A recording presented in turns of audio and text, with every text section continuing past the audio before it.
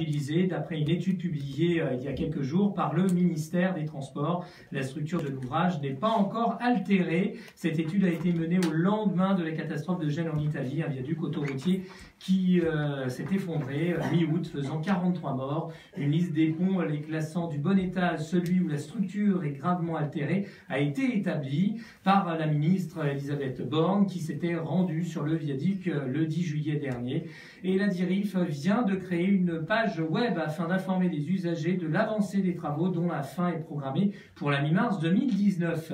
À Argenteuil, la privatisation de la gestion de la crèche ne passe pas. Sans surprise, la privatisation de la gestion d'une crèche municipale à Argenteuil a suscité une levée de boucliers au conseil municipal. Mardi, le recours à une délégation de service public pour le blé en herbe, 67 berceaux, et pour une nouvelle crèche de 50 berceaux dans les locaux municipaux a été adopté, mais pour l'opposition qui a voté contre, cette privatisation masque une difficulté de la commune à gérer l'absentéisme du personnel de crèche.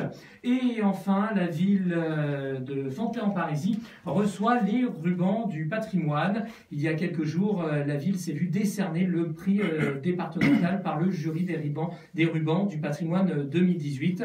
Le village valoisien s'est ainsi vu récompensé pour les nombreuses restaurations effectuées depuis plusieurs décennies sur l'église Saint-Aquilin, un édifice datant essentiellement du XIIIe siècle. La matinale sur IDFM Radio Enghien à 98 FM referme ses portes. Merci d'avoir été avec nous. Nous allons faire place maintenant à Florence Sueur pour un nouveau bar de l'économie de 9h à 10h30. Invité, surprise, information. Vendredi 28 septembre 2018 sur la radio du bien-être. Florence, bonjour. Bonjour Christophe, bonjour à Salut toutes. Votre micro, bonjour, bonjour. Bonjour Christophe, Au bonjour à programme toutes. De ce nouveau bar de l'économie. Eh bien, le mondial de l'auto et l'environnement, avec 4 invités, vous allez voir plein de choses intéressantes. Donc, automobile et comment la mobilisation citoyenne est sans précédent pour nettoyer la planète. Vous allez voir sur Facebook et vous allez entendre sur IDFM Radio Enghien 98 FM. Très bonne émission, bon week-end et rendez-vous lundi. Merci Christophe, à lundi.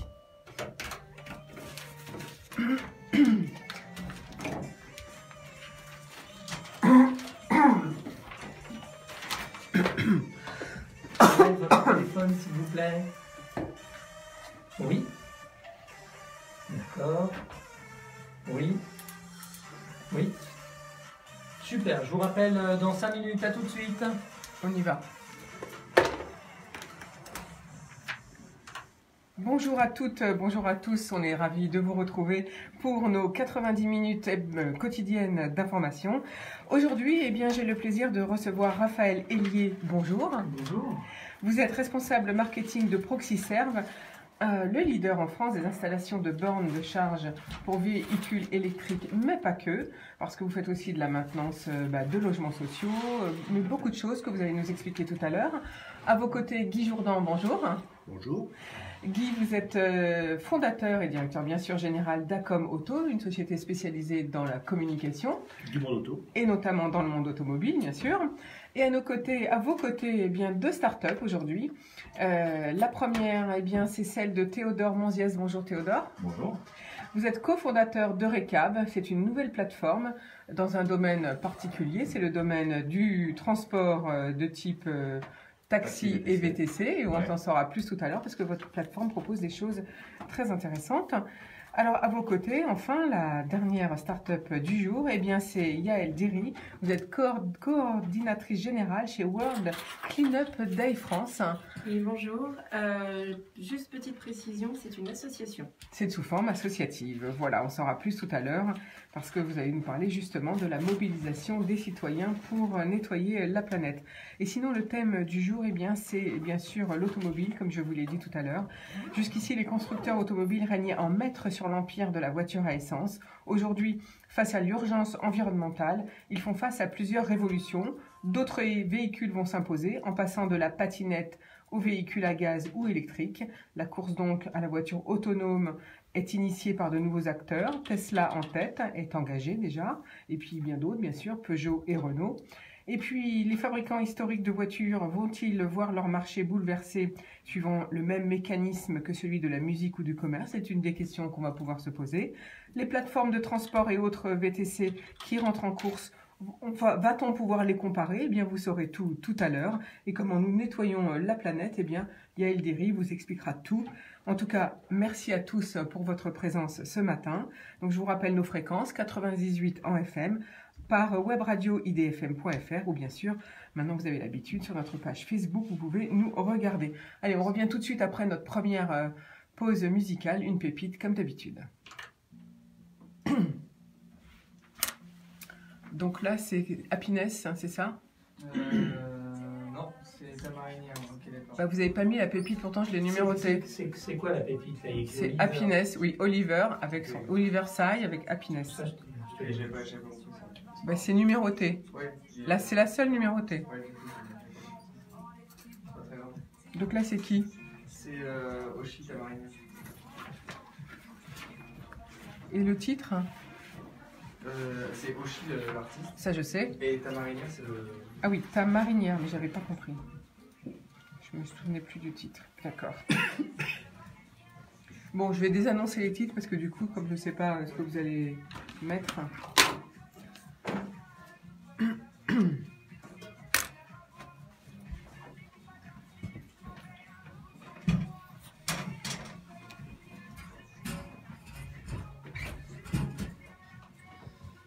On est un peu de retard, donc on va rattraper, on va faire moins d'infos aujourd'hui. D'habitude. Ben non, il faut laisser quand même 2 minutes, ça fait combien là? Bon, on laisse à 2 minutes, je reprends. Et on termine à quelle heure, Pile? À 10h24, 28, enfin ça dépend. Vous n'êtes pas obligé de mettre le casque, hein. C'est pas obligatoire le casque. Ah d'accord. Si vous voulez entendre la musique, oui. Ouais. Parce qu'on évite de... C'est celui-là le volume? Non.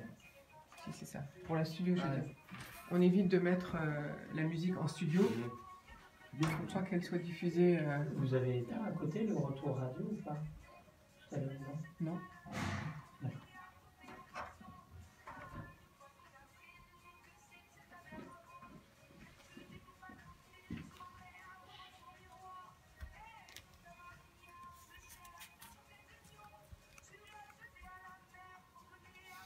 On va te reprendre. On reprend.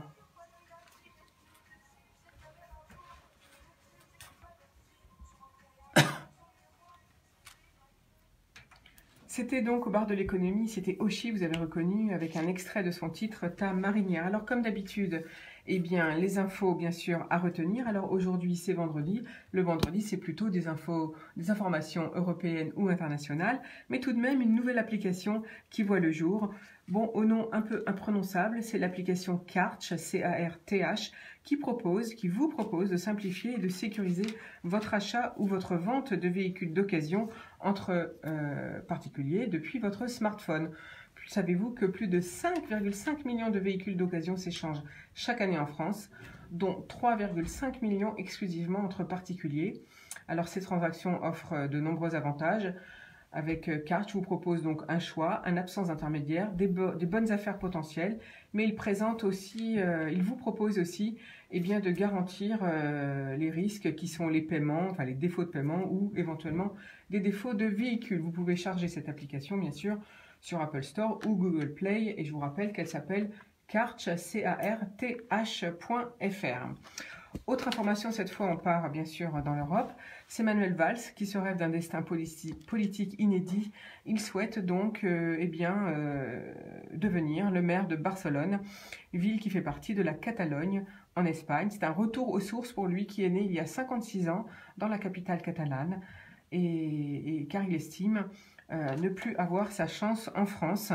Pourtant, au cours de sa carrière, il a longuement déclaré son amour pour la France et pour sa ville d'élection, Évry, où il fut maire. Seconde info du jour, c'est les dirigeants du monde qui se réunissent cette semaine. 130 chefs d'État se réunissent à l'occasion de l'Assemblée générale annuelle de l'ONU à New York sur les bords de l'East River. De nombreux chefs d'État vont se succéder à la tribune sous le thème pour cette 73e session. le leadership mondial et les responsabilités partagées pour des sociétés pacifiques, équitables et durables, a indiqué l'ONU. Alors Donald Trump a fait rigoler toute l'Assemblée car il a dit que pour l'environnement, il en avait fait plus en 2 ans que tous les présidents américains précédents. Emmanuel Macron, lui, appelle à travailler sur les inégalités, l'une des causes profondes de fracture mondiale, sur la place des femmes, leur liberté et leur éducation, et à travailler sur la crise du multilatéralisme et à régler bien sûr les crises, car le siècle nous attend. Il appelle ainsi donc à l'universalisme. Autre info, eh bien, je vais vous expliquer pourquoi l'avenir de Brett Kavanaugh aux États-Unis. Il a 53 ans. Il est accusé d'abus sexuels par 3 femmes. Et je vais vous expliquer pourquoi c'est un enjeu crucial pour Donald Trump et son camp, les républicains, aux USA. Eh bien, tout simplement parce que des élections très importantes approchent et parce que l'avenir de la Cour suprême est en jeu. En fait, les Américains se prononceront le 6 novembre dans le cadre des élections de mi-mandat pour renouveler l'intégralité des membres de la Chambre des représentants, donc 435 sièges, et puis aussi une partie des sénateurs, 35 sièges sur 100, et donc aussi certains gouverneurs et des élus au sein de l'Assemblée locale, État par État. Donc c'est une grosse élection qui va se jouer le 6 novembre. C'est Donald Trump qui a annoncé en juillet dernier vouloir l'arrivée du juge Kavanaugh à la Cour suprême, ce qui placerait les juges modérés ou progressistes en minorité, car cette Cour ne compte que 9 juges. Ces juges arbitrent les questions de société les plus épineuses, comme le droit à l'avortement ou la régulation des armes à feu, par exemple. Et donc, vous voyez que ces décisions ont un réel poids aux États-Unis. C'est donc après ces auditions qui se sont tenues donc hier, vous avez peut-être entendu des extraits, que, eh bien, on va valider ou pas, enfin, les Américains vont valider ou pas Brett Kavanaugh, comme membre de cette Cour suprême. En fait, c'est le Sénat qui vote. Donc, vous voyez l'enjeu. S'il n'est pas nommé au Sénat, un autre juge ne pourra pas être nommé avant les élections du mois de novembre. C'est donc un risque de défaite et de perte de la majorité au Sénat qui se joue en novembre, mais aussi de faire basculer la plus haute juridiction, c'est-à-dire la Cour suprême, dans le camp des démocrates et non pas dans le camp du président des républicains.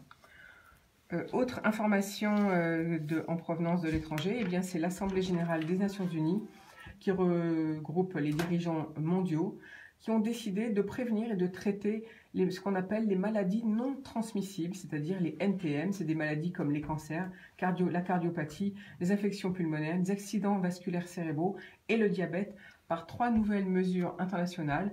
Ils vont donc promouvoir aussi, ils vont plutôt limiter la publicité en faveur de l'alcool, ils vont travailler à l'interdiction de fumer et à la taxation des boissons sucrées, et ce donc à travers le monde.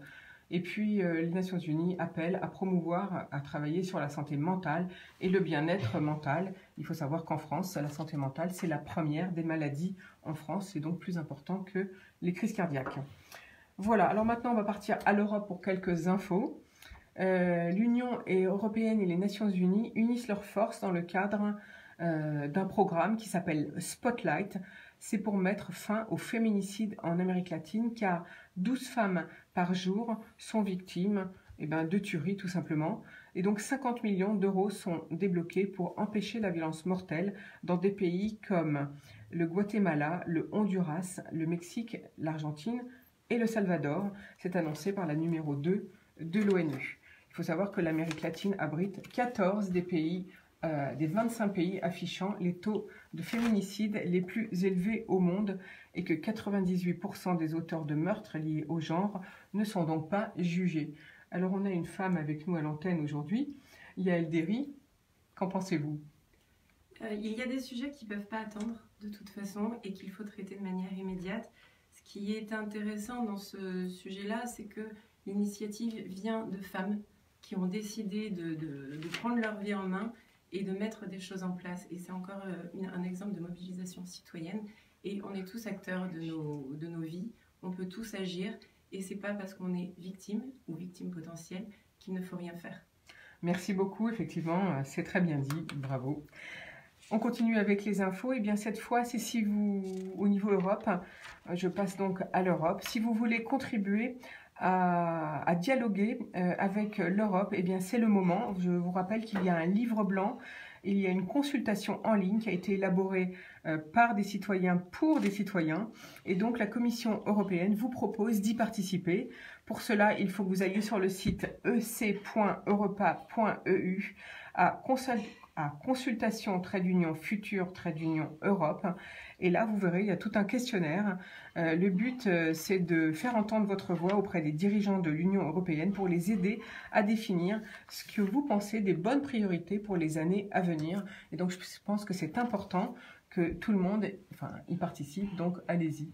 Raphaël Hélier, vous hochez la tête, donc vous êtes d'accord. Oui, effectivement, j'étais en train de repenser, il n'y a pas très longtemps, on était consulté au niveau européen, notamment pour changer d'heure, tout simplement. Vous savez que l'heure d'été, l'heure d'hiver, je trouve que c'est intéressant que les Européens et les Français, plus particulièrement, se mobilisent autour d'un même sujet et qu'on se sente pour une fois un peu européen et finalement concerné par l'Europe.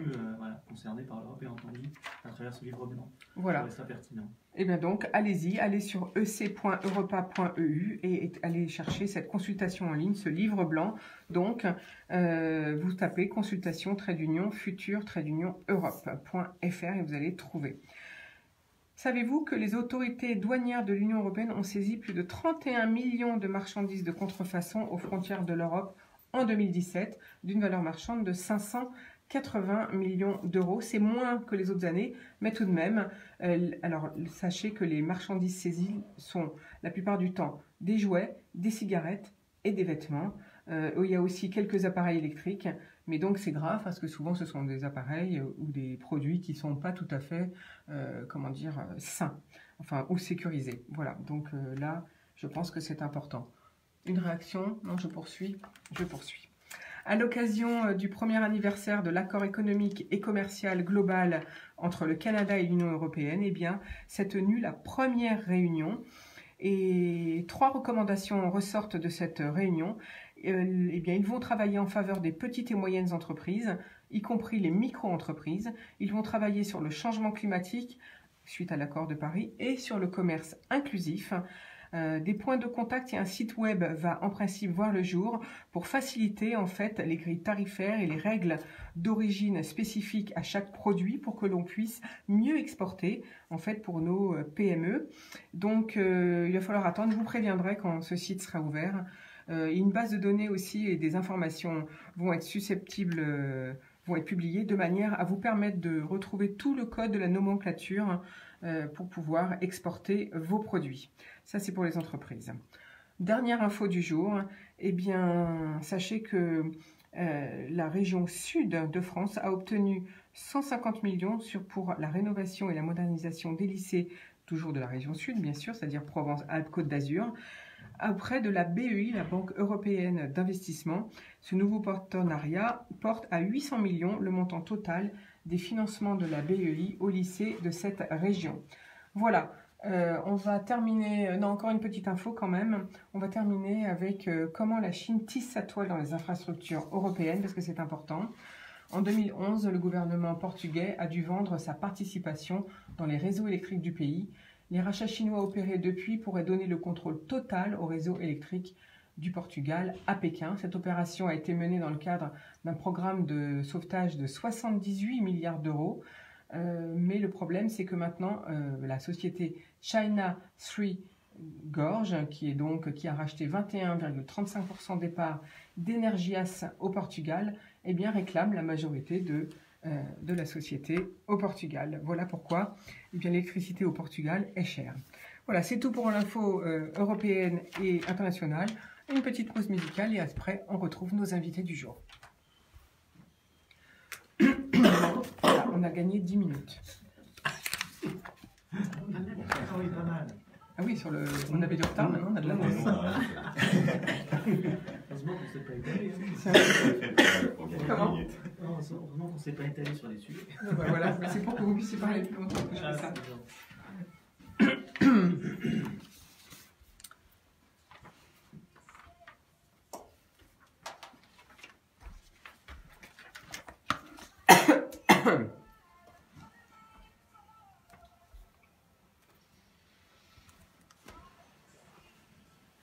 C'est qui là? Avril Lavigne. Ah, très bien écrit. Parce qu'il y a des fois, C'est moins bien écrit, quelquefois je me trompe, du coup, parce que je ne comprends pas ce qu'il met.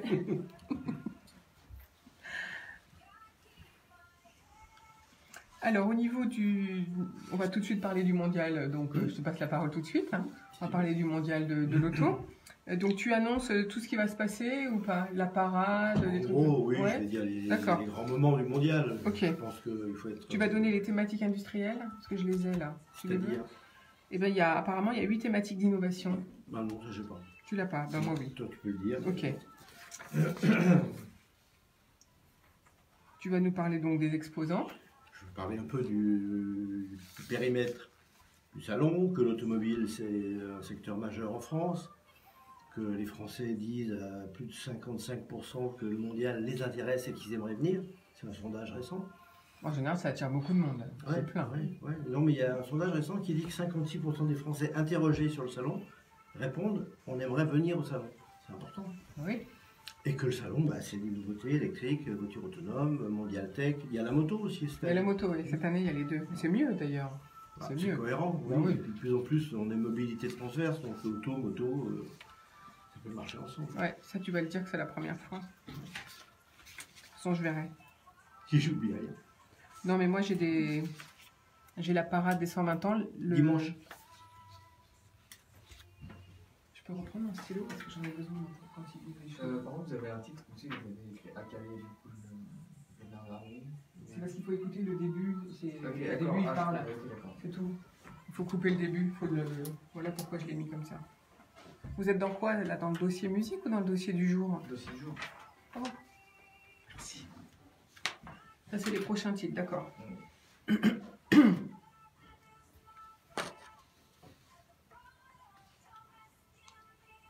fait combien de temps là? Ça fait 2030. On y va là. Sur IDFM, vous êtes au bar de l'économie et nous venons de passer un extrait d'Avril Lavigne avec son titre Head Above Water. Alors aujourd'hui, au bar de l'économie, nous parlons environnement et automobile parce que c'est le mondial de l'auto dans quelques jours, le 4 octobre. Et pour cela, j'ai le plaisir de recevoir Raphaël Hélier, qui est responsable marketing de Proxiserve, Guy Jourdan, directeur général fondateur d'Acom Auto, de Théodore Monziès, cofondateur de Recab, et de Yaël Derry, coordinatrice générale chez World Clean Up Day France. Alors, Guy Jourdan, le mondial de l'auto. Le mondial, il arrive. Qu'en avez-vous retenu? C'est la fête de l'automobile, c'est voilà. tous les 2 ans en France, donc du 4 au 14 octobre. Cette année, le mondial de l'auto, il a un format un peu nouveau, puisqu'il est plus court que d'habitude. Les constructeurs ont demandé, pour des raisons d'investissement, que la durée soit un peu réduite. Donc c'est un peu réduit, c'est un peu moins cher pour tout le monde du coup, parce qu'au mondial, ça coûte cher sur toute la durée. La nouveauté, c'est qu'on a la moto avec l'auto cette année. On a également Mondial Tech, qui est une sorte de mini-salon technologique comme on a à Las Vegas, à Paris, et également une parade dimanche dans les rues de Paris, et également aussi, pardon, j'allais oublier, des essais de voitures électriques pendant la durée du salon sur la place de la Concorde. Donc c'est plusieurs lieux en fait à Paris cette année. Alors c'est donc du 4 au 14 octobre. Exact. Hein, c'est ça. Donc ça dure 10 jours à la porte de Versailles, dans le sud de Paris. Alors vous avez parlé, Guy, qu'il y a effectivement un nouveau concept, c'est le concept Média Mondial Tech. Effectivement, c'est réservé aux startups notamment, parce qu'ils veulent, autour de 8 thématiques, ils veulent promouvoir l'innovation et la filière industrielle autour de la mobilité durable, de l'électrification et de l'hybridation, des matériaux et de l'allègement, du bien-être à bord, du stockage et des systèmes énergétiques, de la connectivité et de l'ITS, ça je ne sais pas ce que c'est, de la sécurité, de l'automatisation et de la cybersécurité. Voilà un petit peu les thèmes réservés, et puis bien sûr l'industrie 4.0, réservée pour les entreprises, les entrepreneurs plutôt de type industriel. L'automobile change, effectivement, elle se partage, elle devient un peu autonome, elle devient un peu électrique. Donc effectivement, la technologie prend une place de plus en plus importante et le mondial cette année va faire la part belle effectivement aux innovations, notamment dans le domaine de la voiture autonome et dans le domaine de la voiture électrique qui aujourd'hui représente environ 1,5% du marché en France. Je pense que Raphaël pourra le dire mieux que moi, mais c'est à peu près ça l'ordre de grandeur. Alors Raphaël, justement. Tout à fait. Raphaël Hélier, vous êtes donc directeur, responsable marketing chez Proxiserve. Tout à fait. Proxiserve, rapidement, juste pour bien cadrer le sujet, c'est le premier installateur de bornes de recharge pour véhicules électriques. Donc, on a la chance d'avoir noué avec tous les constructeurs automobiles et tous les majors des partenariats, notamment pour accompagner les nouveaux acquéreurs de véhicules électriques et accompagner notamment le conducteur quand il va devoir recharger chez lui ou à l'extérieur et donc installer les solutions de recharge pour véhicules électriques. Il est vrai que c'est un marché qui est en croissance, le véhicule électrique. Sur la partie des véhicules neufs, on a dépassé le 1% l'année dernière. De plus en plus de personnes se posent la question au moins d'électrifier leur deuxième véhicule. Et le Mondial de l'Auto va être une belle vitrine justement pour montrer tous les nouveaux véhicules qui ont été lancés. Je pense notamment à Renault qui a augmenté ses capacités de batterie en début d'année, à Smart qui vient de confirmer que d'ici 2020, l'ensemble de ses véhicules seraient électrifiés. Et c'est aux côtés de ces partenaires-là que le client qui va s'intéresser demain à électrifier son déplacement va aussi trouver la solution de comment je vais recharger chez moi, à l'extérieur. Et là, on voit que c'est tout un écosystème qui est en train de se monter. Et le mondial va être justement une belle opportunité pour traiter ce sujet. Alors justement, on se demande comment se fait-il que dans les stations-service, il n'y a pas plus de bornes électriques, et c'est ce qui freine un petit peu l'achat également des voitures. Est-ce que vous allez vous installer partout dans les villes ou dans les stations? Comment vous allez déployer ces bornes électriques? Alors en fait, les stations, la recharge à l'extérieur est entre guillemets un point qui va simplement rassurer l'utilisateur. Ce qu'il faut savoir quand on a un véhicule électrique, c'est que les études en Norvège, le premier pays électrifié d'Europe, et les premières études en France le démontrent, le client qui utilise son véhicule électrique recharge chez lui principalement ou sur son lieu de travail. Donc la recharge en station-service, qui va arriver comme un complément sur les longs déplacements, va se faire mais par le biais d'opérateurs type des énergéticiens. Je pense à Total qui a annoncé qu'il allait déployer sur ses stations-service des grandes infrastructures de recharge.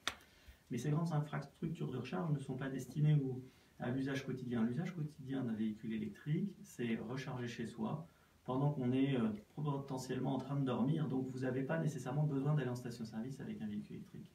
Sauf pour les longs trajets, bien sûr. Sauf pour les longs trajets qui sont pas le quotidien. Donc c'est vraiment l'écosystème et l'habitude de l'utilisation du véhicule qui va être modifié. On n'a pas de raison d'aller en station-service avec un véhicule électrique.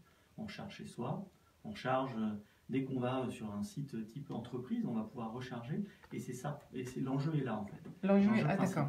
Donc pour vous, l'enjeu est d'équiper les particuliers et les entreprises. Oui, en fait, ce qu'il faut savoir, c'est que le Français en moyenne fait 32 km par jour avec son véhicule. Aujourd'hui, l'autonomie d'un véhicule électrique a largement dépassé les 150 km. Donc vous pouvez amplement, avec une recharge chez vous, en une nuit, même une demi-recharge, couvrir votre besoin quotidien. Le véhicule électrique aujourd'hui répond à un besoin, à un usage quotidien, à un déplacement quotidien. Pour les longs trajets, même s'il est capable de répondre grâce à ces stations relais, on va dire, pour le moment la priorité c'est l'usage quotidien du Français.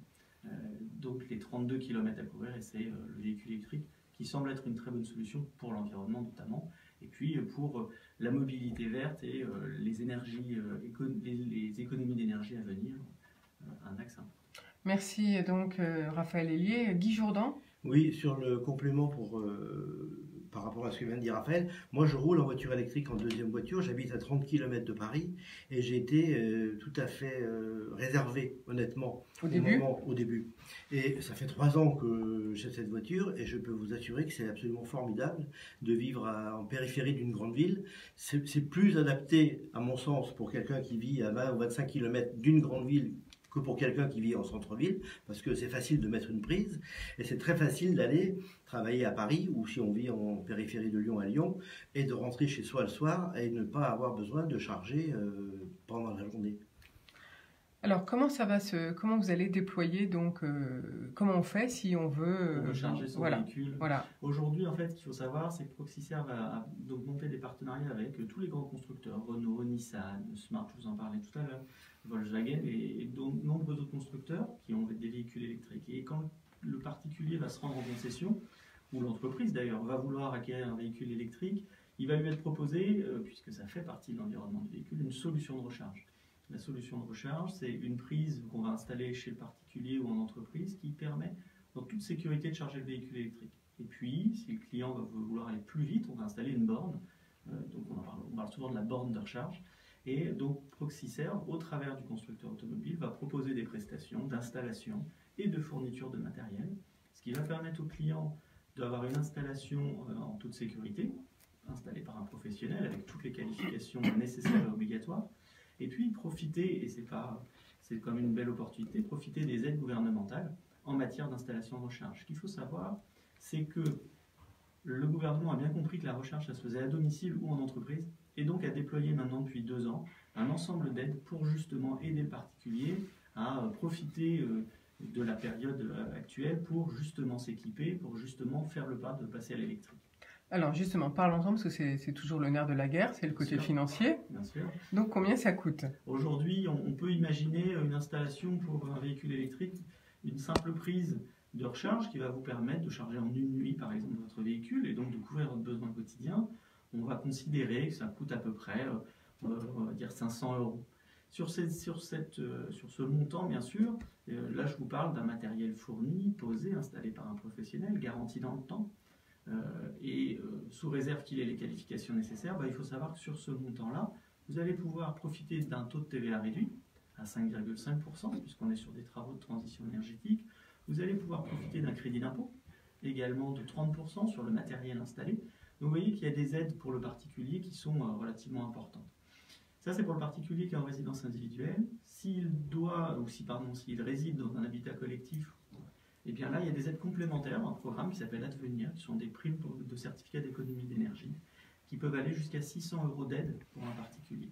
Donc vous voyez que si on cumule toutes ces aides, finalement, pour une quelques centaines d'euros, vous pouvez avoir une installation de recharge pour votre véhicule électrique.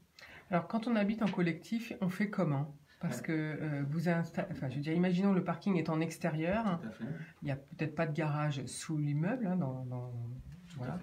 Comment on fait? Vous avez des bornes spécifiques? Oui, bien sûr. En fait, le matériel peut aller à la fois dehors ou dedans. Il peut être installé sur un pied. Donc ça, c'est pour la partie extérieure. Et puis pour la partie intérieure, de toute façon, nous, on a une conviction, c'est que dans le monde de la résidence collective, chacun va vouloir mettre une solution de recharge à sa place. On va avoir du mal, notamment, c'est vrai en région parisienne, à partager une place de stationnement pour recharger un véhicule. On aura beaucoup de mal à convaincre son voisin de descendre à 22 h pour déplacer le véhicule parce que voilà, je voudrais charger son véhicule. Voilà. Devant cette complexité, en fait, la solution, c'est simplement que chacun va installer sa solution de recharge à sa place, ce qui correspondra à son besoin et à son véhicule aussi. Vous avez certains qui vont vouloir charger vite, d'autres qui ne seront pas nécessairement pressés de recharger. Ce qu'il faut savoir, c'est que on n'a pas besoin de recharger tout le temps, on est certes tout le temps branché, mais le véhicule n'a pas toujours besoin de charger. Donc, finalement, une prise va pouvoir souvent suffire, donc des puissances relativement basses, ce qui fait que si on est relativement rassurant avec ses copropriétaires, ces derniers ne vont pas avoir de difficulté à vous donner l'accord pour que vous puissiez installer. Donc en fait, il faut faire une demande auprès du conseil syndical, voilà, je suppose, il faut que ça passe en délibération. Alors ce n'est pas une délibération, le fait est que vous devez présenter aux copropriétaires ce que vous allez faire.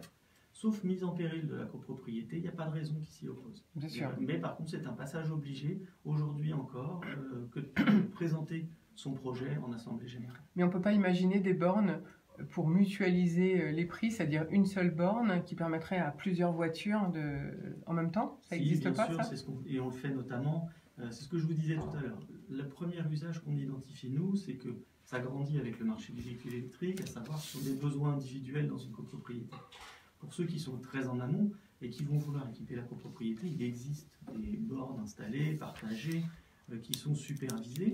Donc, c'est qu'une question d'organisation entre les copropriétaires, mais bien sûr que ça peut se mettre en place et que ça permet notamment de mutualiser certains. Merci Raphaël. Elie, on va tout de suite, je vous propose de faire une nouvelle pause musicale. On va écouter Ed Sheeran avec son titre Happier.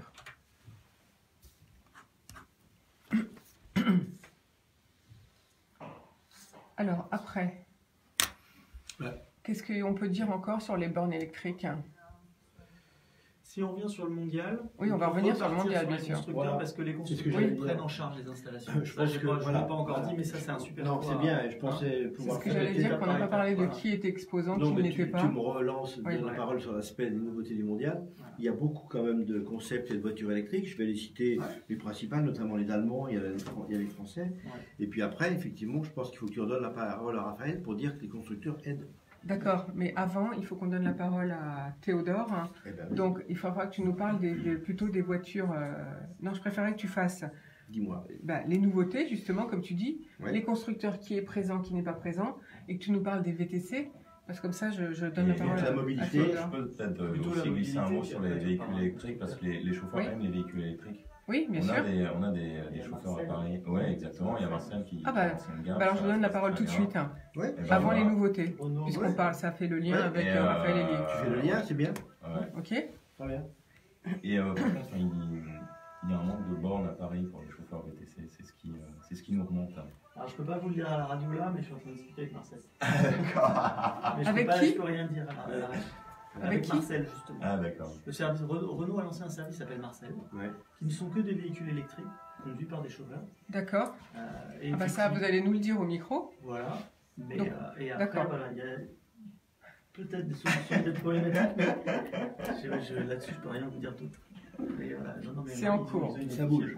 Ils ont des grosses volontés. Aujourd'hui, je crois qu'ils ont 100 voitures qui roulent. Ils en veulent 500 dans les 6 mois. C'est assez dynamique. Et on va dire qu'ils sont emparés du sujet. Je vous dirais qu'ils sont emparés du sujet parce qu'on a déjà des juste, et voitures au gaz ou voitures électriques, est-ce que la question se pose pour les VTC? Est-ce qu'ils choisissent au gaz ou électrique? Parce qu'ils ont le choix des deux, gaz ou électrique. Ouais, alors gaz, je sais pas. Gaz, il n'y a pas aujourd'hui. Regarde, au Japon, ils n'ont que ça. Au Japon, peut-être, mais ici, il n'y en a pas beaucoup. On parle un peu d'hydrogène pour l'avenir. Ouais. Cette année, cette semaine, il y a une marque coréenne qui a présenté un concept hydrogène, l'un des tout premiers. Ah bah tu vas nous le dire, d'accord. Quentin, on reprend dans combien de temps? Dans 10 secondes. Dans 10 secondes. Donc c'est Théodore. Nous venons d'entendre au bar de l'économie Ed Sheeran avec son titre Happier.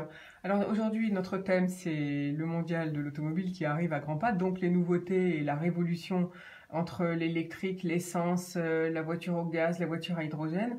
Voilà notre sujet du jour. Alors justement, Théodore Monziès, vous êtes cofondateur d'Eurecab. Est-ce que les VTC utilisent la voiture électrique, par exemple? Oui, et de plus en plus, et ça pour plusieurs raisons. D'une part, c'est une offre que les clients aiment de plus en plus, parce que les clients sont de plus en plus sensibles aux enjeux environnementaux. Donc c'est une forme de consommation responsable. Et deuxième raison, c'est parce que à entretenir, en fait, le coût d'utilisation est moins cher. Et puis en plus, voilà, la conduite est plutôt agréable. Donc on a d'ores et déjà chez Eurecab des chauffeurs qui utilisent des véhicules électriques. Il y a aussi d'autres flottes qui sont lancées. Enfin, je pense par exemple à Marcel qui a été racheté par Renault et qui a lancé sa flotte de... Alors expliquez ce qu'est Marcel. Parce que alors Marcel, c'est une plateforme de VTC qu'on intègre d'ailleurs chez Eurecab. Donc vous pouvez réserver chez Marcel en passant par Eurecab. Marcel, donc c'est une plateforme qui a été rachetée par le groupe Renault, qui propose toujours des VTC, on va dire classiques, donc des moteurs thermiques, hybrides, etc. Et qui depuis peu a lancé une offre de 100% électrique avec des Renault Zoé, une offre qui marche assez bien, je crois. Alors que fait donc, profitons-en, Théodore Monziès, que vous proposez-vous avec Eurecab? Alors Eurecab, en fait, c'est le premier comparateur d'offres de taxi VTC. En fait, on aime bien prendre l'analogie avec des comparateurs aériens. Par exemple, quand vous réservez un billet d'avion, vous allez passer sur Kayak. Quand vous réservez une chambre d'hôtel, vous allez passer sur Booking parce que vous pouvez avoir le meilleur prix, vous allez pouvoir avoir toutes les offres. Et ben, c'est le service qu'on propose chez Eurecab. Donc en fait, VTC, concrètement, moi je cherche donc un taxi, enfin un chauffeur pour me conduire quelque part. Donc, il faut télécharger sur mon téléphone Eurecab, c'est ça? Voilà, alors concrètement, vous téléchargez l'appli Eurecab, vous pouvez même commander sur le site si vous ne voulez pas télécharger d'application. Vous rentrez votre adresse de départ, votre adresse d'arrivée, la date de votre voyage. Alors ça peut être soit de la réservation immédiate, soit de la réservation à l'avance.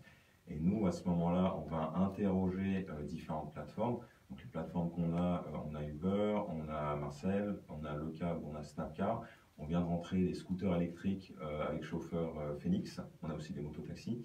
On a aussi des chauffeurs indépendants qui proposent leurs services sur Recap. Ça permet d'avoir des prix très intéressants sur certains types de trajets.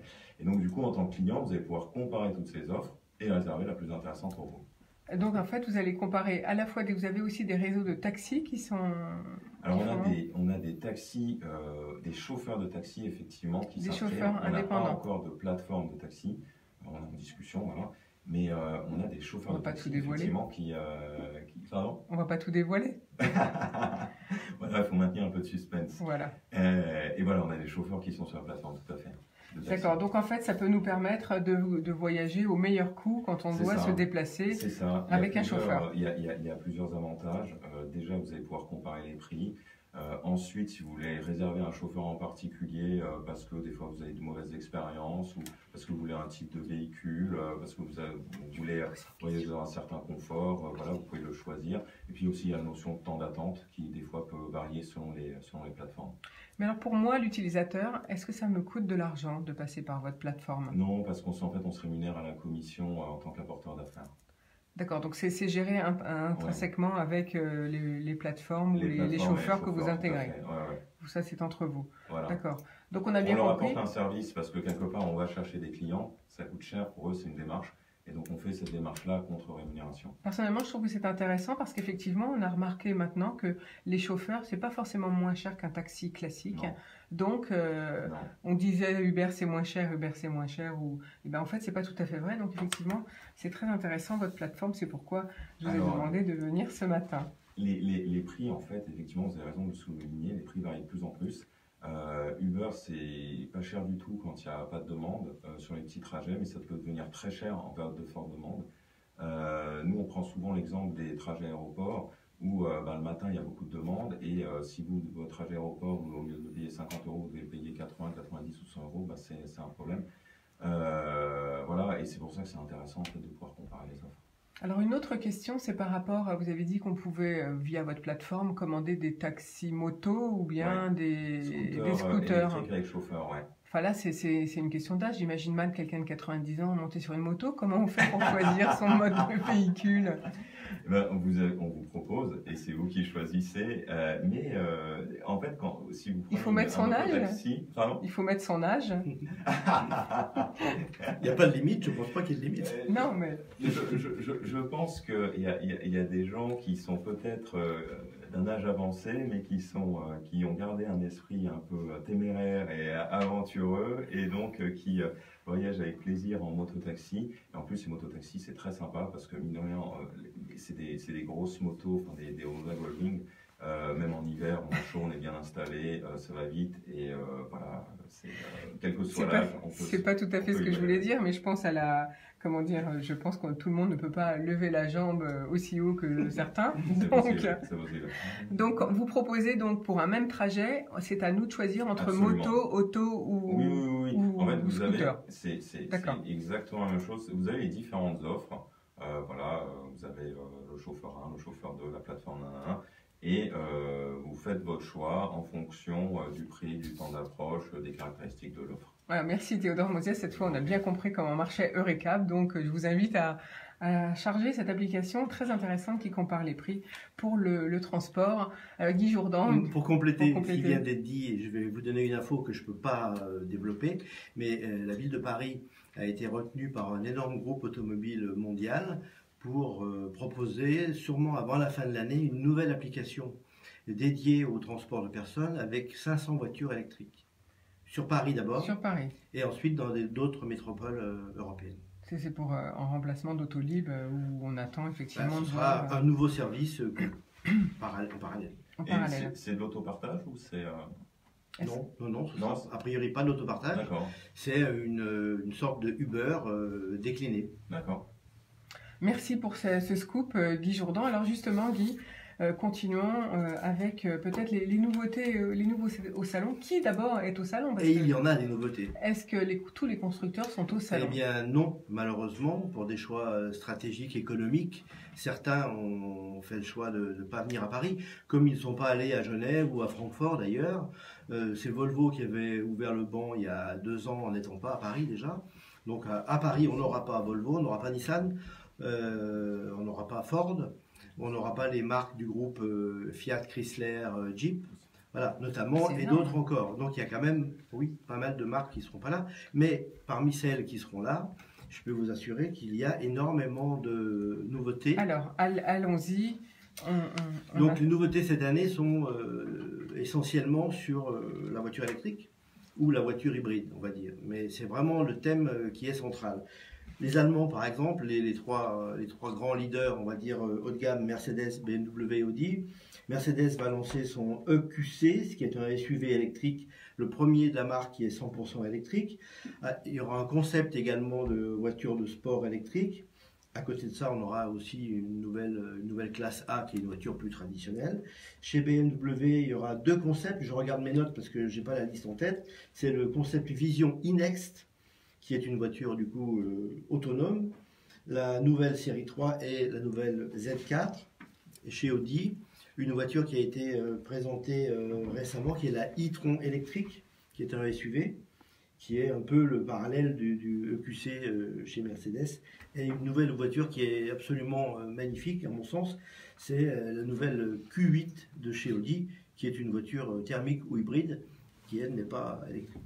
Ça c'est pour les Allemands. Chez DS, la marque haut de gamme de Citroën, on aura aussi un concept hybride, la DS7 Extens.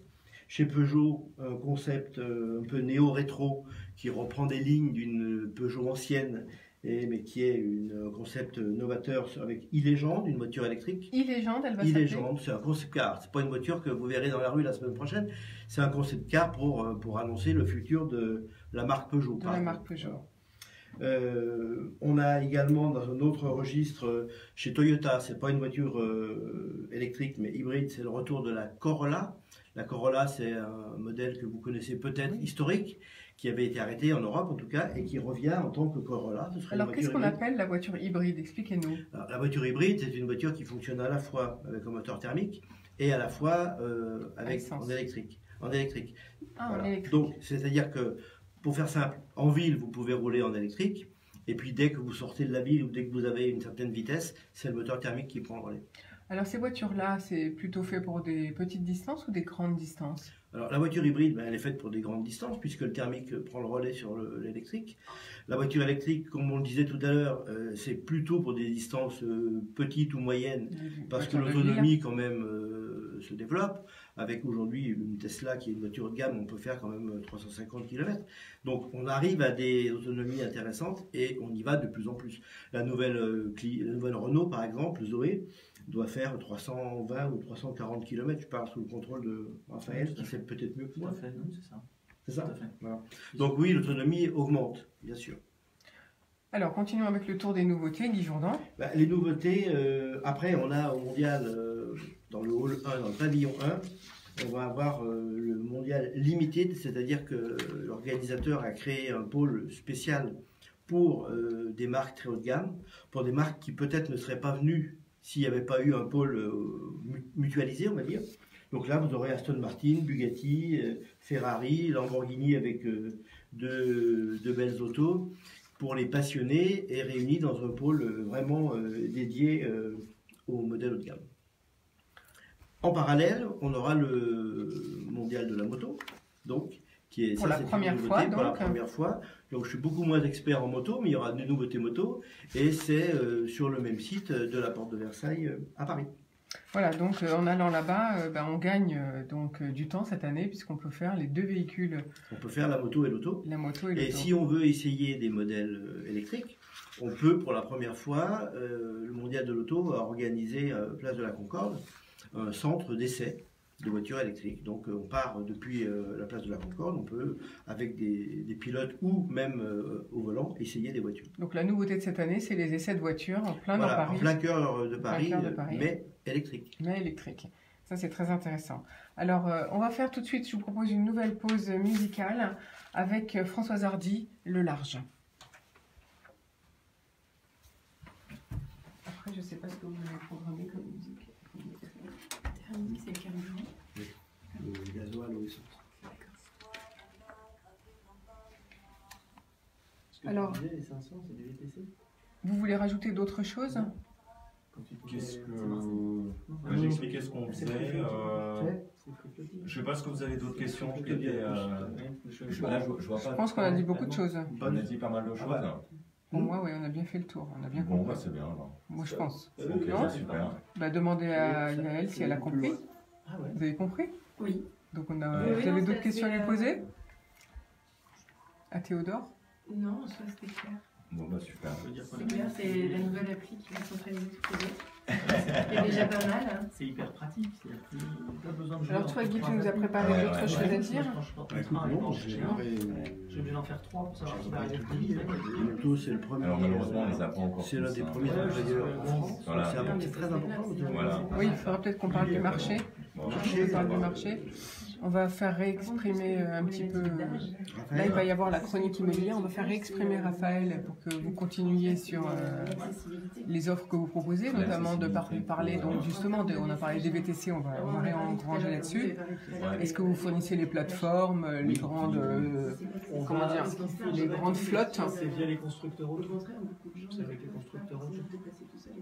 C'est-à-dire chaque constructeur qui prend en charge. C'est vrai que Oui. l'avantage, C'est ça c'est qu'il quelque faut qu'on chose arrive à qu'on faire. peut Moi, je vais rebondir là-dessus. L'avantage, Disons que j'ai des accords avec les on a constructeurs d'autres qui nous permettent.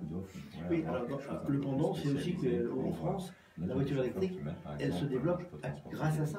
Parce que si l'aide s'arrête, Non, c'est pas ça. Oui, tout s'arrête. il y a un pays qui l'a fait, c'est le Danemark, je pense. C'est Il y a c'est tellement de- un flèche, on va essayer de réduire.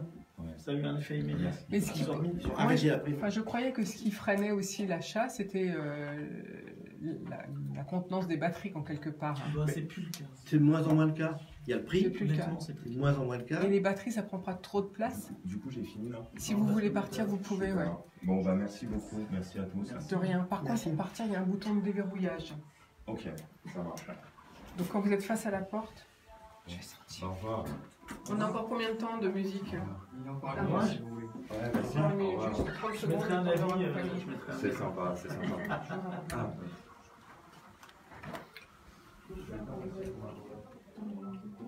Rechargeable avec, je sais pas si la capacité est suffisante, j'ai envie de musique solaire, des choses.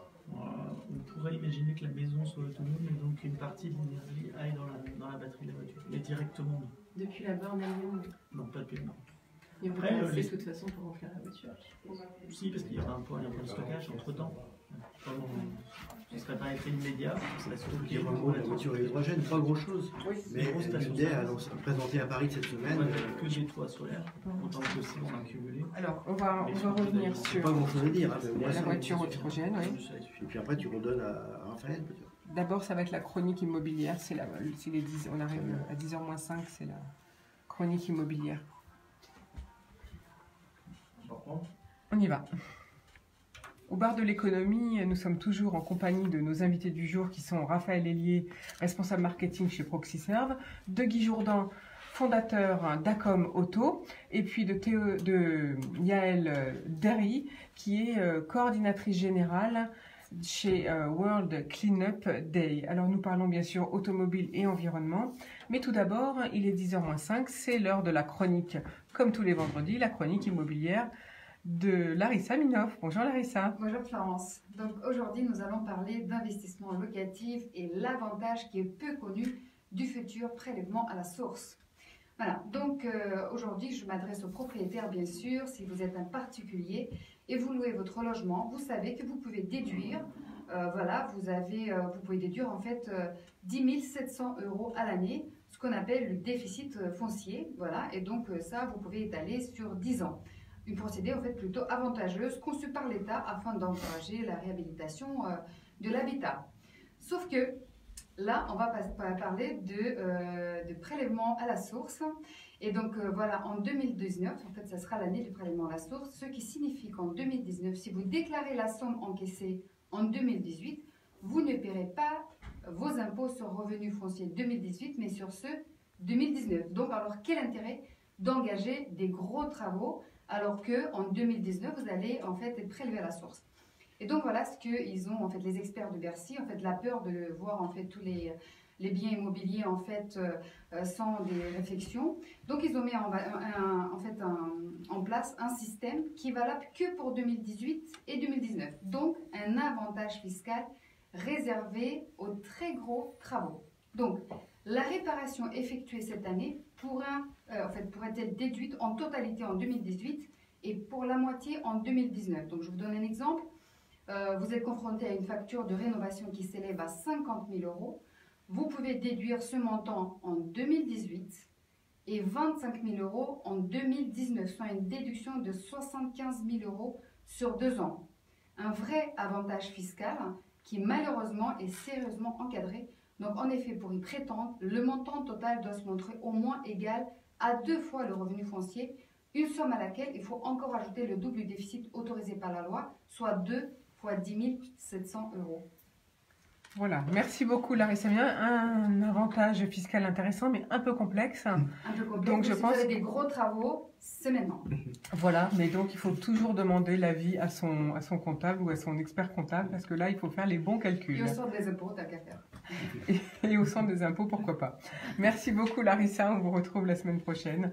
Allez, on repart tout de suite dans notre sujet du jour, c'est l'automobile et l'environnement.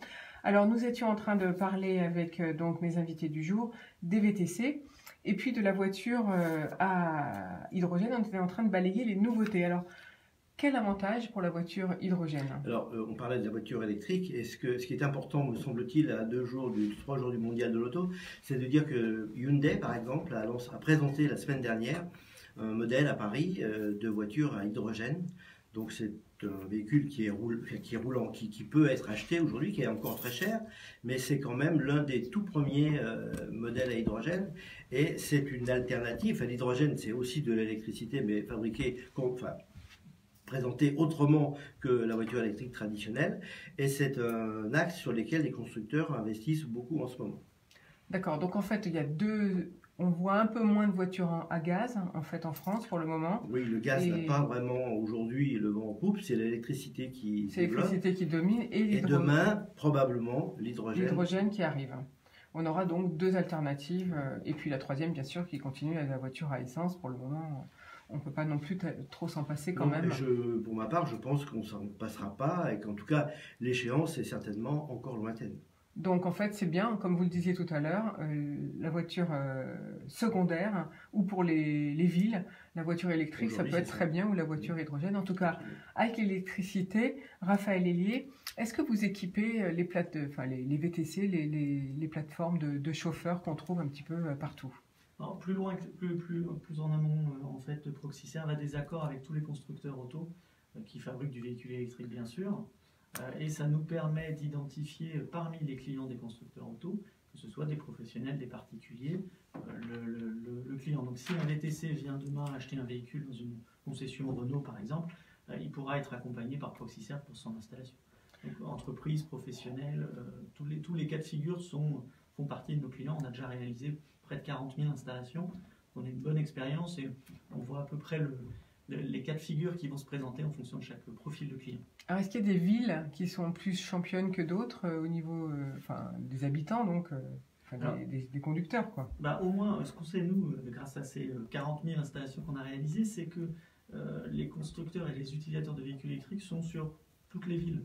Il n'y a pas de profil vraiment particulier, ce n'est pas que le cœur des villes. Le périurbain a une forte proportion à utiliser le véhicule électrique, mais on peut retrouver aussi des véhicules électriques dans des lieux plus isolés, pour des gens qui ont compris effectivement que 150 km d'autonomie tous les jours, ça correspond largement à leurs besoins, donc un véhicule électrique qui répond. L'électricité étant accessible par tous chez soi, en matière de travaux c'est plutôt léger, et puis ce qu'il faut savoir c'est que l'acquéreur d'un véhicule électrique aujourd'hui est souvent aidé par le constructeur. Je vous évoquais tout à l'heure un coût d'installation, mais aujourd'hui il est souvent offert par le constructeur qui a bien compris, pour vendre la voiture, il faut que l'environnement qui aille avec la voiture, c'est-à-dire la prise de recharge par exemple, soit pourquoi pas offert par le constructeur. Et c'est les accords qu'on a aujourd'hui avec par exemple Renault, Nissan, qui prennent en charge une partie des installations des coûts d'installation qu'on réalise. Guy Jourdan. J'ajouterai un point qui va paraître presque évident, mais avec une voiture électrique, on ne va plus dans une station d'essence, évidemment, et on gagne du temps. Et le coût, si on fait le parallèle entre coût carburant et coût électricité, c'est du simple au combien, enfin, c'est un dixième à peu près. Oui, c'est ça, les coûts sont effondrés. Ça revient moins cher. C'est très intéressant. Et puis rapidement, le coût d'une installation, s'il reste un coût, il est relativement léger. Comme je vous disais tout à l'heure, avec des crédits d'impôt et des TVA réduits, on est incité, on a des aides et c'est le moment, entre guillemets, pour pouvoir aller sur ce terrain.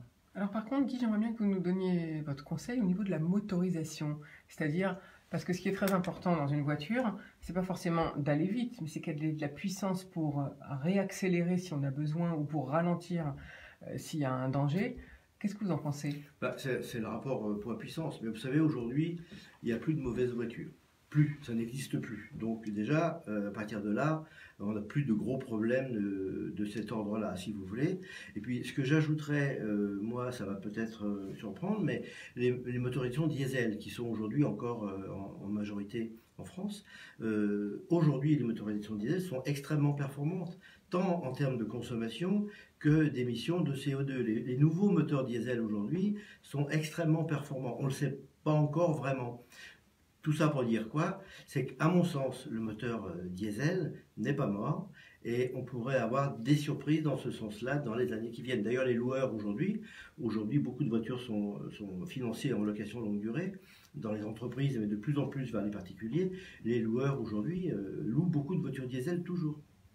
Merci Guy Jourdan pour cet éclairage sur la voiture. Alors quand même à signaler au niveau du mondial, c'est peut-être la parade des 120 ans, c'est les 120 ans cette année. Exactement, 120 ans du Salon de Paris, exactement. La parade dimanche à partir de 14h. Ce dimanche 30 septembre. Absolument, à la Concorde, avec un défilé sur les Champs-Élysées de modèles historiques. Voilà, de 10h à 13h, vous pourrez aller voir des modèles. Je crois que c'est un peu plus tard l'après-midi. Je pense que c'est 10h, 13h. Je pensais que c'était jusqu'à 15h. Je ne suis pas sûr de l'horaire. Le départ de la parade aura lieu à 13h30. Enfin, il y aura peut-être du retard, mais c'est prévu 13h30 parce que c'est un événement historique, tout comme le nom d'ailleurs qui change. Maintenant, il va falloir dire Paris Motor Show au lieu de Mondial de l'Auto. PMS, voilà. Parce que comme ça doit être un groupe. J'ajouterais juste une chose peut-être pour conclure. Le Salon de Paris, aujourd'hui, enfin le mondial, on va dire, c'est le premier salon automobile du monde en nombre de visiteurs, avec 1 200 000 devant Tokyo. Alors, il est... C'est un peu dommage. Est-ce que ça va rester le premier? On ne sait pas, il faut le souhaiter, parce que c'est la fête de l'automobile. Mais compte tenu du fait qu'il y a moins de marques cette année, le risque, c'est qu'il y ait aussi un peu moins de visiteurs, c'est vrai. Ça, c'est un peu dommage que certaines marques n'y soient pas. Bah, tant pis, on attendra dans 2 ans pour les voir. Peut-être qu'elles reviendront dans 2 ans. Voilà, peut-être. On va faire une nouvelle pause musicale et puis après, on va partir dans l'environnement avec Yael Derry qui va nous parler du World Cleanup Day en France.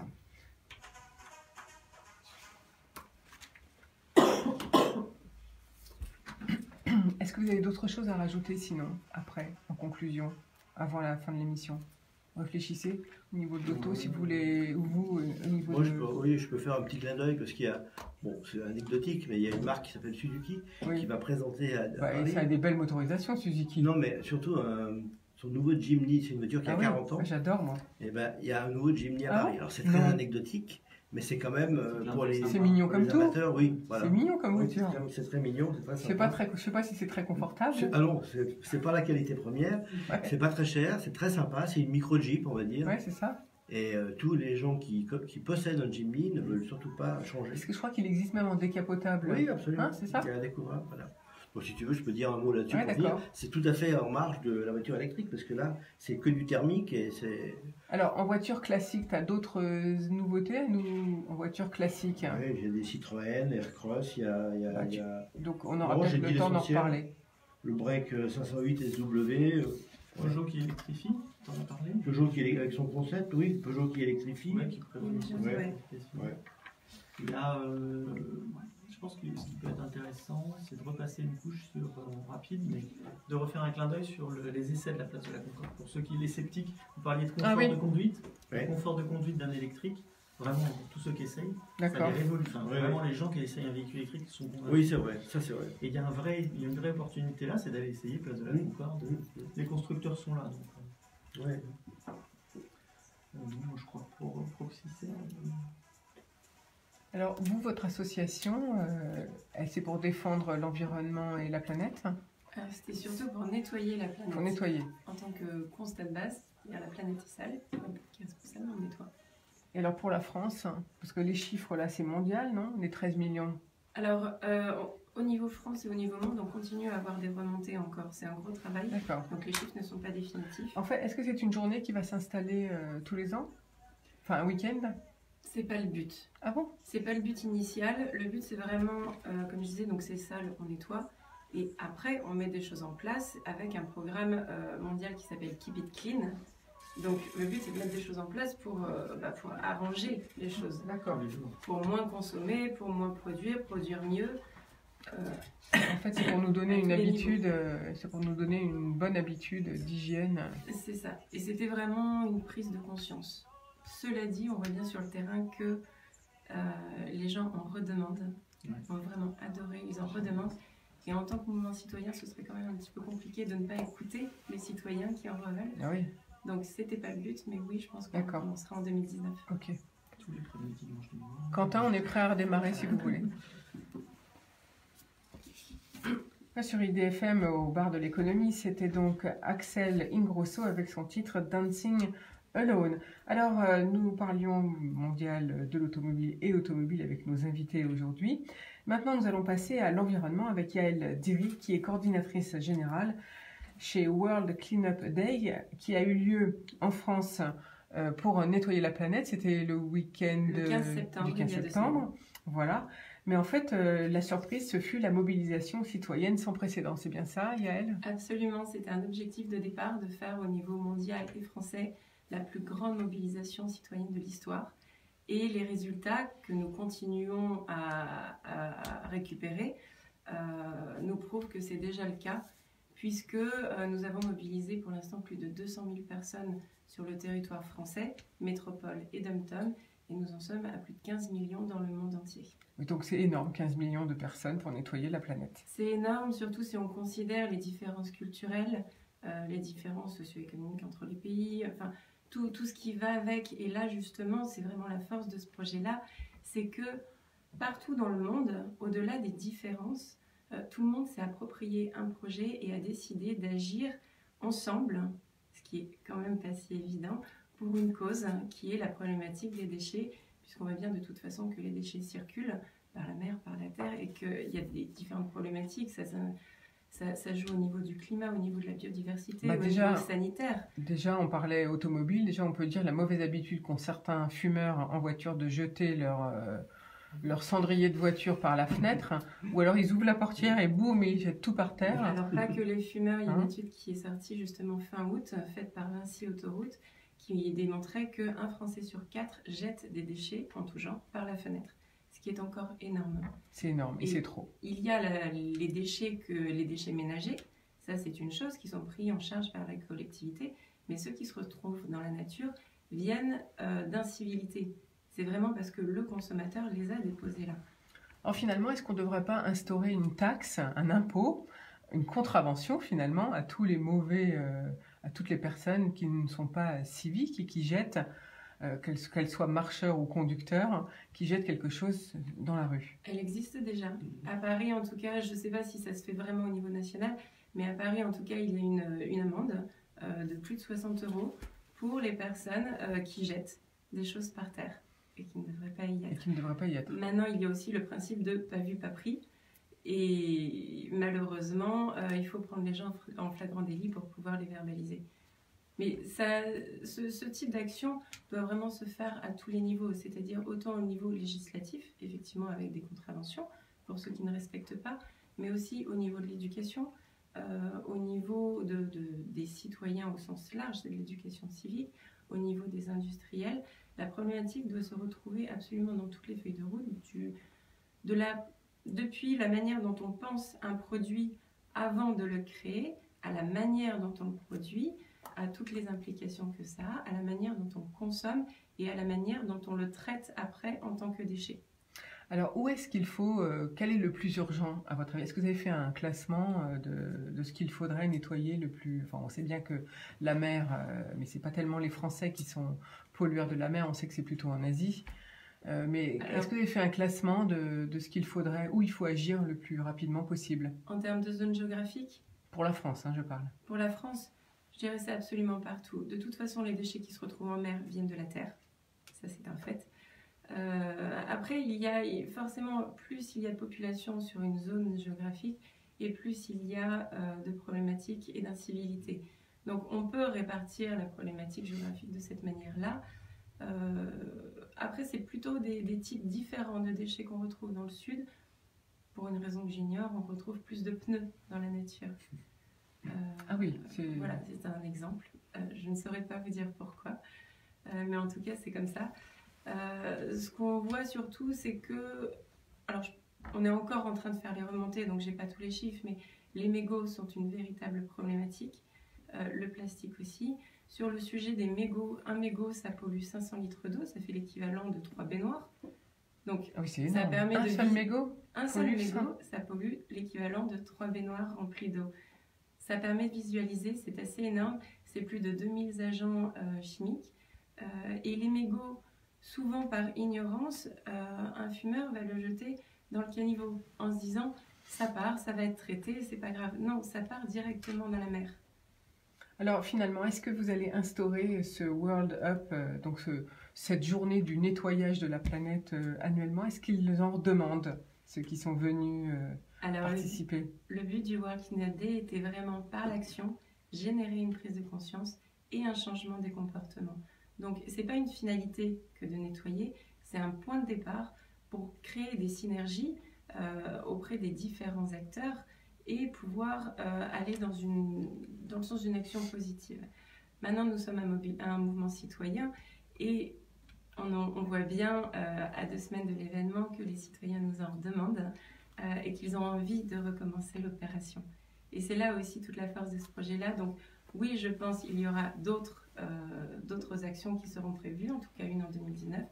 Pour l'instant, on prévoit surtout un événement le 19 novembre, qui sera un forum d'action avec une restitution sur la France et au niveau international de tous les éléments, le nombre de participants et les types de déchets qui auront été ramassés, triés, valorisés autant que possible. Et surtout, ce qu'on veut, c'est pouvoir mettre les acteurs autour de la table pour avoir cette démarche positive et dire « je suis industriel, comment je peux mieux faire ? Je suis une collectivité, comment je peux mieux faire ?» C'est à la fois comment je peux mieux faire et comment je peux aider les autres à faire mieux. Ça marche dans les deux sens. Il y aura des associations, on a eu aussi beaucoup d'écoles qui ont participé parce que ça passe aussi par la sensibilisation des enfants. Des enfants, bien sûr. Qui notamment, alors c'est pour ça qu'on avait étalé et que les écoles ont participé le vendredi et beaucoup d'enfants sont retournés le lendemain avec leurs parents pour participer à nouveau et ont incité leurs parents. Le pouvoir d'un enfant en termes de sensibilisation est énorme. Bien sûr. C'est vrai que la voix de l'enfant est très importante. Alors, Guy Jourdan. Je voulais juste faire un point pour revenir sur l'automobile, juste après ce qui vient d'être dit. Il y a des marques automobiles, des constructeurs qui, évidemment, font beaucoup d'efforts en faveur de l'environnement, mais il y en a même qui nettoient aussi la planète. Je pense à Suzuki, qui a lancé un programme il y a déjà pas mal d'années qui s'appelle Clean Up the World, et qui, une fois par an, ça s'est passé en France il y a un mois, nettoie une zone autour d'une zone déterminée, bien sûr, pas toute la France, pendant une journée. Tous les collaborateurs de l'entreprise, dans chaque pays, se mobilisent et ils vont nettoyer, ramasser les déchets autour d'une zone. C'est un engagement de l'entreprise. Un engagement civique d'une entreprise, voilà, c'est intéressant. Exactement. Tous les engagements sont importants de toute façon. Nous partons du principe qu'il n'y a pas de gentils, pas de méchants. Il y a juste des gens qui peuvent mieux faire. Et c'est pour ça aussi que nous avons mis le World Cleanup Day sous un format un petit peu open source. C'est-à-dire que ce n'est pas le nôtre, c'est celui de chacun. Et nombreuses entreprises ont participé, nombreuses écoles, nombreuses associations, nombreux citoyens. Mais ce qu'il faut voir surtout, c'est que, surtout pour une entreprise, il ne faut pas que ça reste une action ponctuelle. À partir de là, ça deviendrait davantage du greenwashing. C'est juste redorer son image. Ce qu'il faut, c'est intégrer les valeurs du développement durable au sens large, qui intègre l'économie, le social, l'environnemental au cœur des valeurs de l'entreprise. Et c'est comme ça aussi, souvent ce type de projet c'est porté par une personne qui arrive à convaincre son entreprise. Mais le jour où elle part, il ne se passe plus forcément grand-chose. Voilà. Donc l'importance de l'intégration des valeurs au sein de l'entreprise est vraiment primordiale pour avoir une action sur le long terme. Oui, puis après, ça déteint sur tout le monde qui travaille dans l'entreprise. Donc, en fait, ça fait plein de petits. Mais vous avez raison, il faut éduquer déjà les enfants parce qu'on voit très bien, par exemple, je prends souvent l'exemple de la Suisse, parce qu'ils ont jusqu'à 5 ou 6 poubelles différentes dans les écoles dès le plus jeune âge. C'est à la maternelle que ça se passe. Et donc, les enfants, dès le plus jeune âge, dès l'âge de 3 ans, sont habitués à trier les déchets. Et donc, ça se prend très tôt, ces habitudes-là. Merci beaucoup, Yael Derry. On va faire une nouvelle pause musicale avec Jonas Blue et son titre Rise. Et après, on va conclure. Moi je conclue sur le salon en disant, à l'autre bout de tout ce qu'on vient de dire sur la technologie et la voiture propre, qu'il y a un petit clin d'œil. Je pense sur le salon, c'est le Jimny qui ressort après, enfin qui continue en. Oui, on va peut-être parler on va reparler un petit peu de la voiture classique, ce qu'on appelle la voiture thermique. Oui, d'accord. Une nouveauté, tu vas nous refaire un petit panel des nouveautés bien classiques. Alors, redis-moi les constructeurs, puis peut-être nous redire les constructeurs qu'on ne verra pas. Qui ne verra pas? Tu crois qu'il faut redire ce qu'on verra pas? Non, mais redis-moi ce qu'on ne verra pas. Alors, au salon, tu n'as pas Volkswagen, tu n'as pas tous les marques du groupe Fiat, Chrysler, Jeep. Il n'y a pas Alfa Romeo, Lancia, c'est pas là. Nissan n'y est pas, Ford n'y est pas, Volvo n'y est pas. Toyota y est, oui. Qui j'oublie après Je crois qu'on est déjà pas. Oui, c'est énorme. C'est énorme. C'était 3, ça suffira déjà à décourager du monde. Ouais, il faut. Ouais, j'irai pas. Faut pas revenir là-dessus. On va faire une contre-pub à Paris Motor Show. À la limite, c'est plus un mondial. Oui, c'est ça. Et côté moto, tu as les marques? Non, je connais. Alors là, tu sais pas. Je suis incompétent. D'accord. Côté moto, tout le monde y est. Hein. Ah, tout le monde. Toutes les marques présentes, ils sont. Oui, je pense que oui. Donc, ça, tu peux le dire comme ça. Ouais, d'accord. Bah, moi, tu peux le redire. Je peux le redire. Même les marques qui ne sont pas présentes au niveau auto sont présentes au niveau moto. Ah oui. Bah, il y a. C'est une bonne question. Il n'y en a pas beaucoup. Hein. Il y a Suzuki qui est en auto, Après, BMW y est en auto. Après, Yamaha n'a pas d'auto. Nissan n'a pas de moto. Non. Donc Nissan n'y est pas, mais il n'y a pas de moto. Triomphe, Ducati, j'en sais rien. Harley, il n'y a pas d'auto. Harley, c'est Harley électrique. Non, il n'y a pas de. En même temps, pour un premier, ça serait dommage de ne pas être présent. Oui. Puis les investissements sont quand même pas les mêmes. Les stands sont plus petits, c'est moins. Pas pareil du tout. Mais... moi, je peux parler de ça. C'est où, c'est Porte de Versailles? Oui, c'est toujours Porte de Versailles. Ouais. Tous les salons grand public sont Porte de Versailles et la plupart des salons professionnels sont à Villepinte. Mais vous, là, vous êtes bénévole au sein de cette association ou bien c'est votre métier? Un peu les deux. J'ai commencé en tant que bénévole et on avait besoin de gens à temps plein, donc je suis passée salariée. Et là, je termine mon contrat de salarié et je continue en tant que bénévole. Donc vous avez cherché un poste ailleurs? Oui. Vous avez déjà trouvé? Non, j'ai déjà eu pas mal de propositions, j'avoue. Vous n'avez pas encore choisi? D'abord, j'ai encore trop la tête dedans, pour tout vous dire. Et puis, après un projet comme celui-là, avoir l'impression de changer le monde, je ne suis pas sûre de retrouver ça dans toutes les structures. Ça a du sens pour vous? Oui, ça fait 10 ans que je travaille pour des structures qui, de toute façon, ont du sens pour moi. C'était un choix professionnel initial. Et voilà, on retrouve dans 20 secondes. Ah ouais, je m'imagine. C'est passionnant. Mais c'est vrai qu'il ne faudrait pas que ce soit effectivement un rendez-vous tous les ans, parce que sinon les gens vont se sentir obligés de salir le reste de l'année. Oui, moi aussi.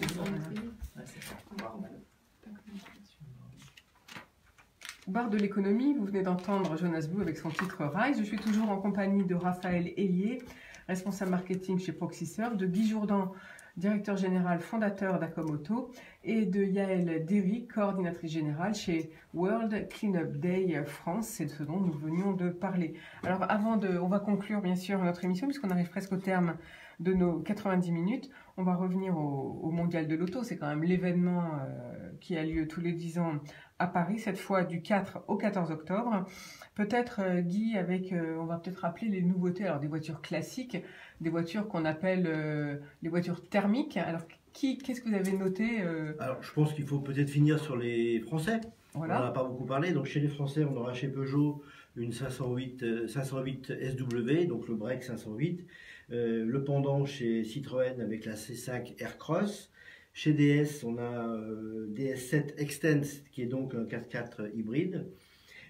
Chez Renault, on pensait avoir la nouvelle Clio à Paris. Elle ne sera pas à Paris, sauf erreur de ma part. En revanche, il y a un concept car chez Renault assez étonnant, dont on a peu d'infos. On a vu quelques images d'un film tourné à l'étranger, mais c'est un énorme coupé. Mais je ne peux pas vous en dire plus parce que je n'en sais pas plus. Enfin, les concept cars, ce ne sont pas des voitures qui vont voir le jour. C'est juste pour nous montrer. Ce sont des voitures qui annoncent la technologie, l'innovation de demain en général. Voilà, c'est ça. C'est toujours très joli à voir, ça fait toujours très envie, mais malheureusement, on les voit jamais sur les routes. Et je finirai par un clin d'œil, si vous un clin d'œil. Parce que on va avoir chez Suzuki, qui est une petite marque japonaise, mais qui fait des modèles sympas, le nouveau Jimny, qui arrive à Paris. Il a 40 ans, le Jimny, à peu près. On en est à la 3e génération, je crois. Et c'est Paris qui va accueillir la nouvelle version. Donc le Jimny, c'est une voiture 4x4, une mini Jeep, pas très chère, très sympathique et qui va faire plaisir aux passionnés. Voilà. Oui, et puis en plus qui est décapotable si on veut, donc on peut l'avoir dans plusieurs options. Il y a une version effectivement avec. Donc c'est très mignon comme voiture. Voilà, ça plaît beaucoup aux femmes en général. Absolument, je confirme. Alors, merci beaucoup Guy Jourdan pour ce tour d'horizon. Moi, je voulais quand même vous dire que, à ce salon, le Mondial de l'Auto du 4 au 14 octobre, il y aura un espace dédié à tout ce qui est réalité virtuelle et réalité augmentée. C'est Laval Virtual qui se met au service de la mobilité. Vous savez qu'à Laval, ils ont tout un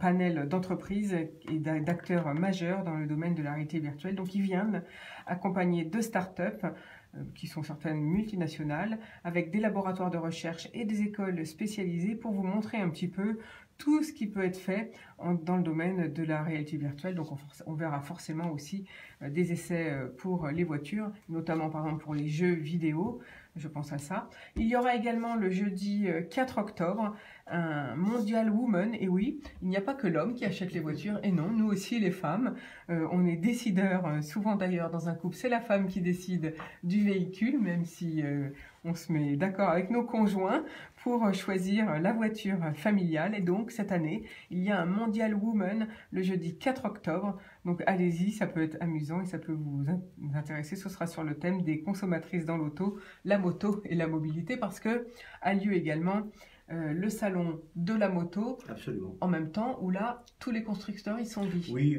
les constructeurs moto sont présents. Je pense ne pas me tromper en disant que toutes les marques présentes en France seront au Mondial de la moto. Merci beaucoup Guy. Donc cette émission, ça va se terminer en musique. On vous retrouve dès lundi pour une nouvelle semaine avec des invités surprises. Vous verrez, ça sera aussi passionnant que cette semaine. À lundi, bon week-end à tous. Je vous propose de nous quitter avec Clay Walker, Walking on Me. Parfait, merci. Merci Quentin. Merci.